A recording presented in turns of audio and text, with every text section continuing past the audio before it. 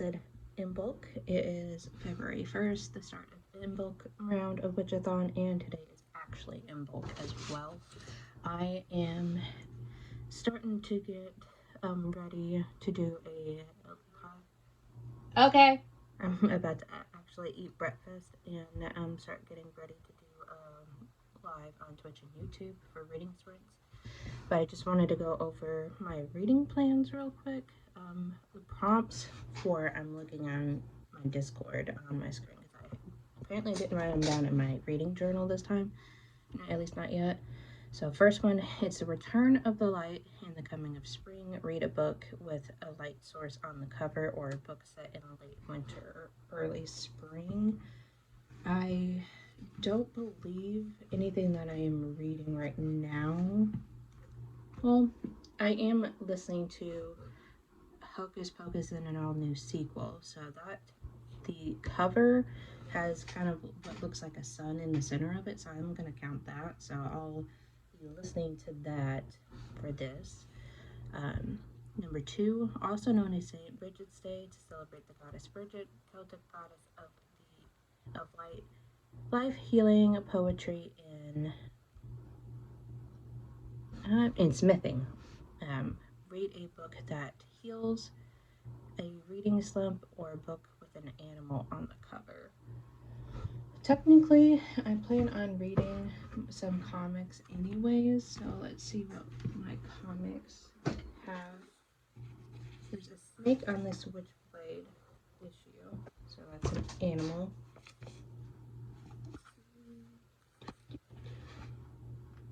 But I may not be able to even get to that one first. I forgot that there's another Witchblade one that I have to read before that one.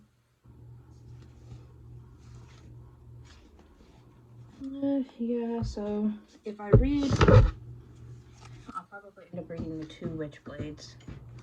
Oh, yeah, I'll read the 2 Witchblades because technically they will fit for both of like reading a curing a reading slump and with an animal on the cover, because comics are usually my go-to whenever I want to like really get back into reading something. So Witchblade will definitely be on my to-do list for today.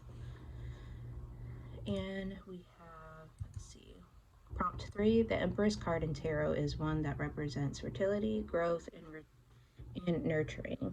It's also perfect for the beginning of spring and the renewal of life.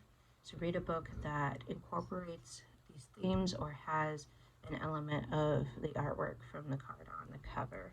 So fertility, growth, and nurturing. Let's see, I'm trying to think of the books that I've started.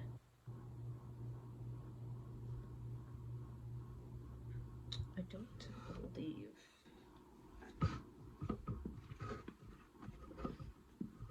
If we're wanting to get technical, do another comic because I'm all about my comics lately. It's 29. This is 25. Okay. I can read Poison Ivy because she's all about the like nurturing of plants, fertility of the earth. So, and I am meaning to read an Ivy comic for my TBR this month, anyways. 4, read a book by candlelight to celebrate Candlemas. And 5, make a meal or bake a treat for the Sabbath. So I'll definitely have one of my spell candles going, or at least a candle going, while I read sometime this week. So it might not be specifically today, but yeah. So that is kind of roughly my plans. Listen to Hocus Pocus and read like these 3 comics, and then whatever I end up getting up to through the week, I'll have to look and see if the books that I'm currently reading will match the prompts. And there's quite a few other like month-long readathons that's happening that I would like to try to participate in. So we'll see if any books I pick up for those happen to fit any of these prompts. But I usually try to make these week-long reading challenges or readathons at least a little bit easy and nice to celebrate the Sabbath with. I am losing my voice. Hold on. Coffee time. Anyways, I'm gonna go get my food. Probably buy and download The Sims Legacy Edition, the very first one, and put around on that before I get ready for stream. I will talk to you guys later. Finished issue 25 of Poison Ivy. Gave it 3.5 stars. I really enjoyed it. It was a compilation of a couple of stories, which was pretty good. I finished December 6th's issue of Witchblade. I don't know if I already have an issue of this or not, but there's a few of the panels that I felt like I had already read, so I don't know. I'll have to look through my stacks of comics to see if this was a reread for me or not, but I am giving it 3 stars. Okay, so I finished the January 7th issue of Witchblade. It's definitely really interesting. I am interested in continuing the series, and it does say in the back of this issue that the Volume 1 bind-up is now available, so I might go back and reread a lot of these issues, and if I can find a copy of the Volume 1 and kind of catch up where I ended up starting in this series.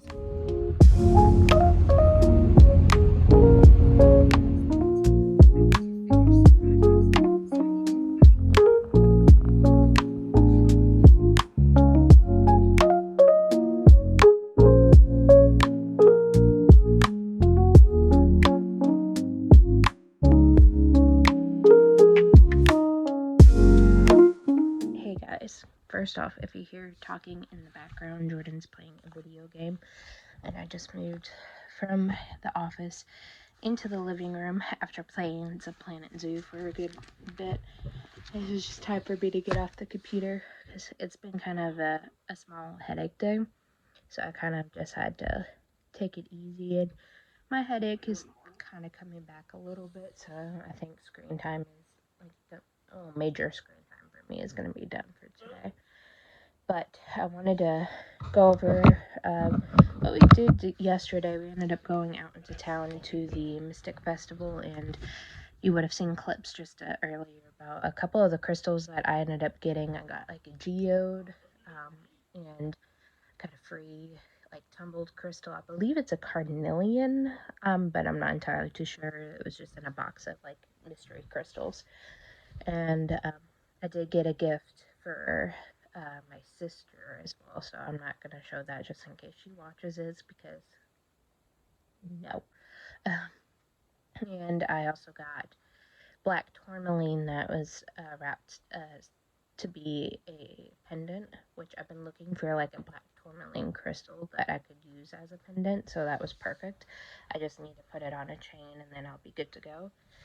But after that, we went to a few places, one of them being one of our local comic book stores, and I got, of course, some more comics. I got You Won't Feel a Thing by Scott Snyder. Snyder is one of the comic book authors that I really enjoy, and with it being wrapped, I didn't actually open it to see what it is actually about, but based on just the cover, I'm assuming it's going to be kind of like a horror type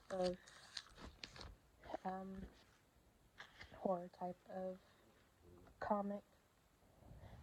The artwork kind of gives almost Walking Dead vibes, but it's actually might be good for a polar-thon read because there's some snowy settings in this, so I might end up reading it this month just for that, read it for polar-thon. And this is issue 1. Let's see. It says it's mature content, so it's definitely an adult read. Like I said, I tend to like Scott Snyder's works. I've read multiple of his comics before, so I ended up picking it up because it's a no-brainer. And I got issue 674 of Vampirella. I've been enjoying the Vampirella series lately, and this one is all sketches for the artwork.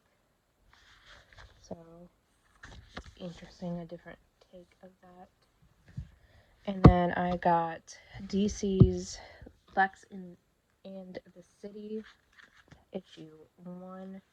Seems to be a multiple, kind of a bind up of different types of comic books, ranging from Harley and Ivy and different type of like artwork style, and then from like Lex Luthor and some other stuff. So it kind of varies.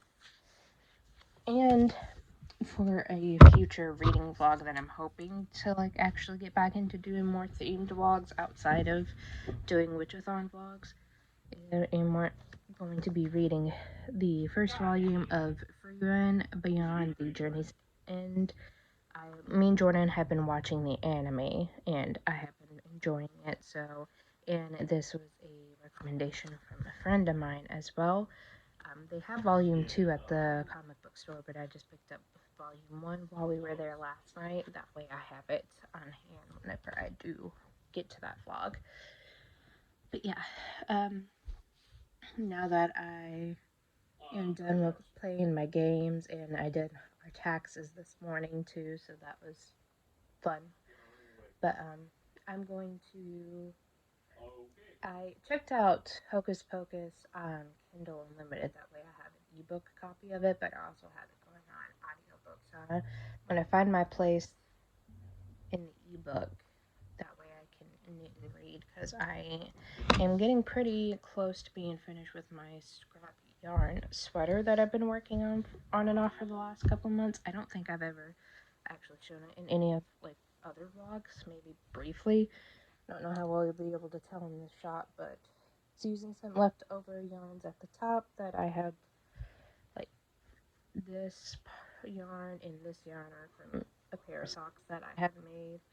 And then I got a mini skein from the Alabama Fiber Festival when I went with the ladies from my knit group. It was a mini skein I bought there, and then the rest of the mini skeins I've been working up are from a 12 Days of Christmas kind of advent calendar that my online knitting friends from Ravelry had gifted me when I had my first endo removal surgery, when we were first starting to try to get pregnant. So they're based off of Harry Potter colors, and I am on the yellow. I think I have quite a few like inches left to do on the sleeves, because I do kind of like longer sleeves. So I'll have a few more inches to do on the sleeves before I can do the ribbing and weave in my ends. But I am using the Flax Light pattern by Tin Can Knits. I've made the flax pullover in like the worsted weight version a couple of times. The green heathered sweater that I wear all the time, I've made that for Jordan. That's the flax sweater, and then they have the flax pattern in the fingering weight. They also have it in a DK weight as well, along with the heavier weight. So it's definitely a really go-to easy pattern to do. So I thought it was perfect to do, kind of try out my scrappy. It's because I wanted to do something other than just blankets, and especially with lighter weight yarns. Doing blankets with lighter weight yarns tend to take forever. So I'm still going to do my scrap yarn blankets, because I do have one still on the go right here. It's just going to be with my heavier weight yarns until I get officially fed up with it or run out of people to gift blankets to. But yeah, sweater time here, and I've been enjoying that. I'm like working on this as I read, so it's been nice. But yeah, I'm going to switch over to reading now. Read a little bit of Hocus Pocus before I read like anything else. I have to figure out where exactly I am in the book and kind of decide if like a good stopping point for the day, because I do want to give some attention to some of the other books that I have started. So, and I will check in with you guys later.